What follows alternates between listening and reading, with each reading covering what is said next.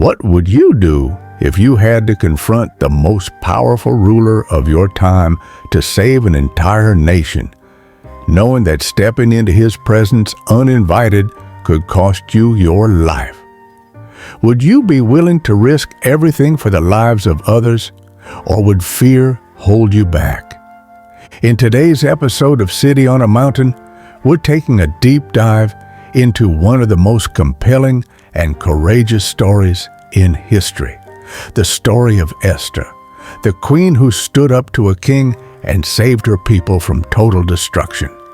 This is not just a tale of royal intrigue, but a timeless lesson in bravery, faith, and the power of one person's decision to act.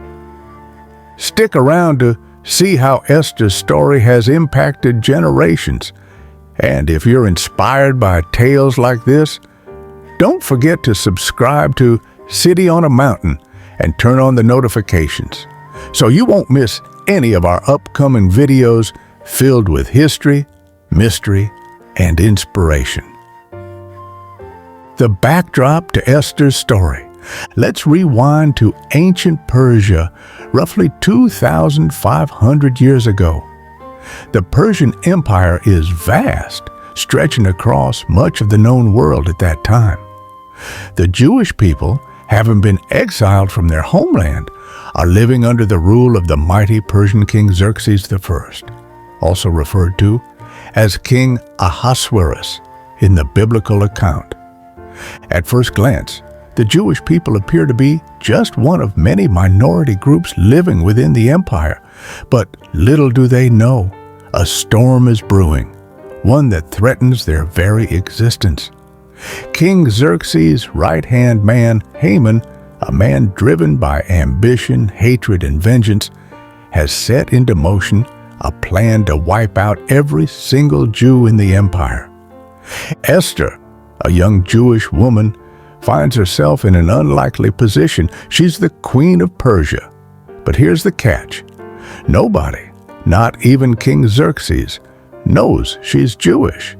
She's living a life of luxury in the palace. But her people's fate hangs in the balance. What will she do when she learns of Haman's sinister plot?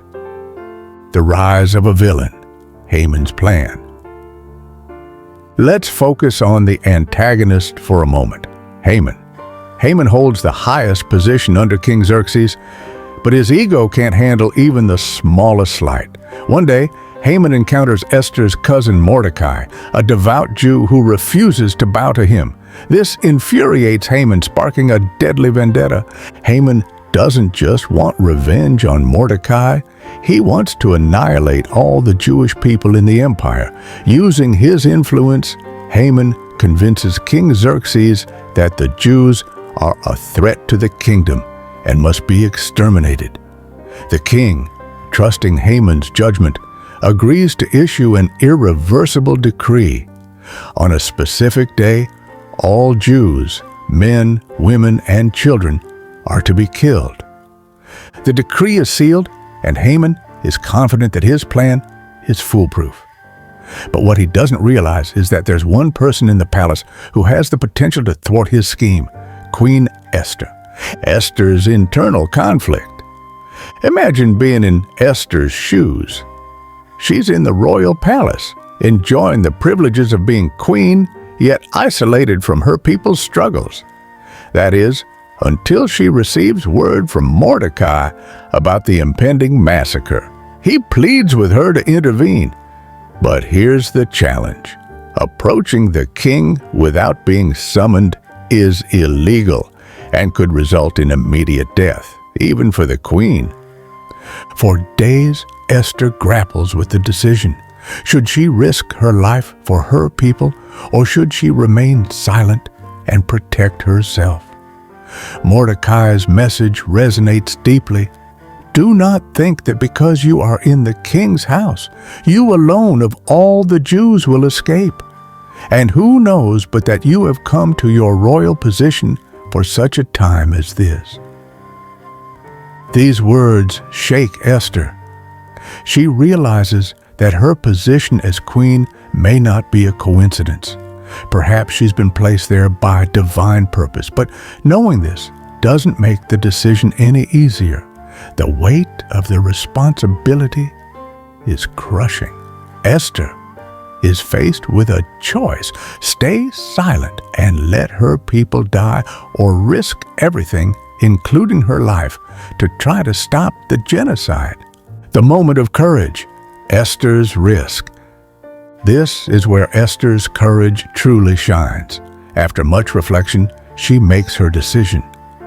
She asks Mordecai to gather all the Jews in the city to fast and pray for 3 days. During this time, she too fasts and prays, preparing herself for what might be the most dangerous moment of her life.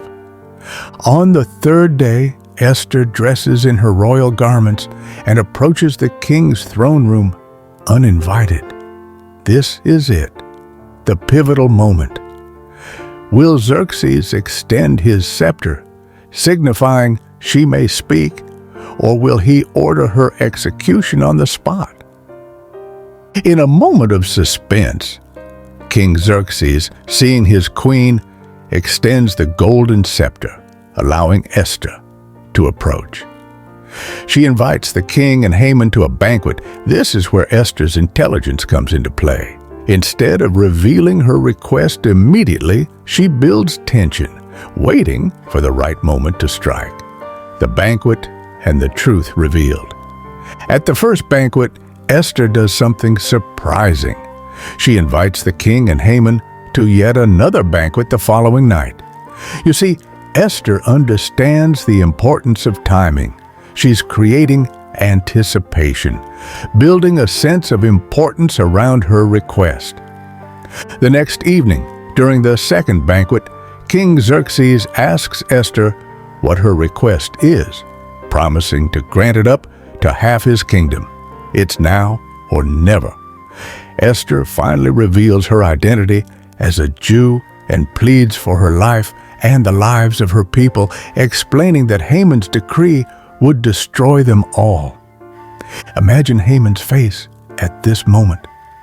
The king is shocked, enraged that someone would dare to threaten the life of his queen. In an instant, Haman's fate is sealed. Xerxes orders Haman's execution, and in a twist of irony, he is hanged on the very gallows he had built for Mordecai. The aftermath, a new decree. But even though Haman is dead, the danger isn't over. The decree that Haman set in motion is still active. In the Persian Empire, royal decrees cannot be revoked. So, what can be done? This is where Mordecai and Esther step up again.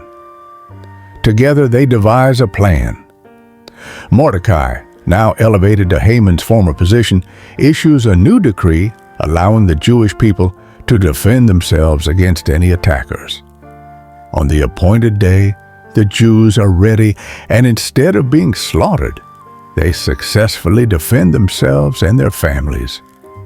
The Jewish people are saved, and Esther's courage has not only spared her life, but has preserved her entire nation. What an incredible legacy! The legacy of Esther. Esther's story is more than just a historical event. It's a timeless lesson in bravery, wisdom, and purpose. Esther could have stayed silent, hidden in her palace, safe from the chaos outside, but instead, she chose to act, risking everything for her people. To this day, the Jewish festival of Purim is celebrated in honor of Esther's bravery, serving as a reminder that one person's courage can change the course of history. Esther's actions show us that even in the face of overwhelming fear, we all have the potential to make a difference. If this incredible story of courage and faith has inspired you, make sure to give this video a thumbs up and share it with your friends and family. And if you're hungry for more stories from history that inspire and empower, don't forget to subscribe to City on a Mountain. Hit that notification bell so you don't miss out on our next episode. Thank you for watching. And remember, courage often comes from the most unexpected places.